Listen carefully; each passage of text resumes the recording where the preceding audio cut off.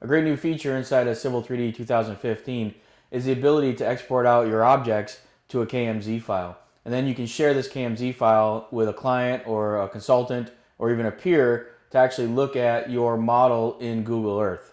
So what we have here is a surface that's been created, and this was developed all in Civil 3D using our survey database and survey queries to build the surface object. And then once we have the surface object, you want to make sure that you've got your settings set properly so that when you go into the drawing settings, you make sure that you have your datum set properly. So once we have all that, the tool is actually found on the Toolbox tab under Miscellaneous Tools, Export KML, and then you can see as you expose it, you've got the Export KML tool.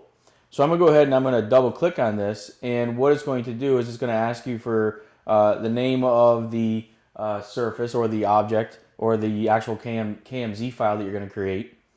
You can put a description and then even a hyperlink if you so choose.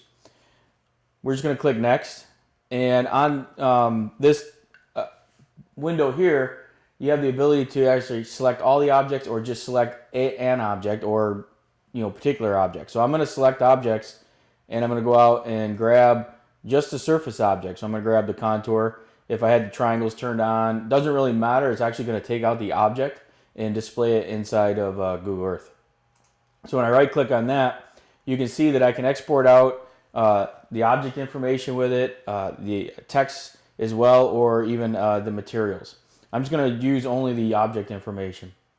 We'll select next, and now it's going to ask me for my georeference, and because we had it set to state plane in our datum, it's going to go into the right location inside of Google Earth. You can also put in a drawing location as well as the Earth location if you want to go that with those options there. The next is to nudge this. Depending on what you have and depending on the surfaces, you may want to just kind of bump this up slightly so that you can actually see the object as it sits above the surface, or you can set it relative to ground, relative to sea level, or drape the object over the ground. In this particular case, because what we want to do, we're actually going to nudge it. We're going to set it relative to sea level, and we're going to nudge it up just a little bit, like 20 feet.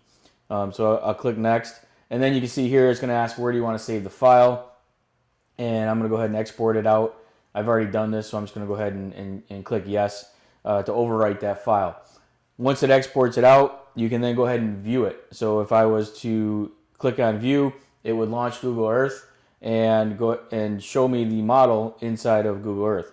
So as you can see here, it's displaying the object. It's going to take you in and zoom you in, and I stopped it so that it didn't do that. But as you can see here, if I get rid of the sidebar here, you can see it's a little bit better.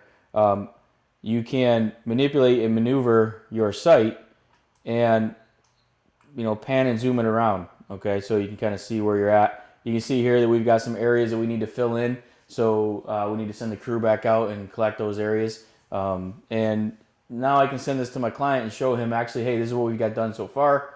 You can get an idea what it looks like without sending him the Civil 3D drawing at this particular stage in time. But anyways, that's the export to KML file. It's a great tool inside of 2015.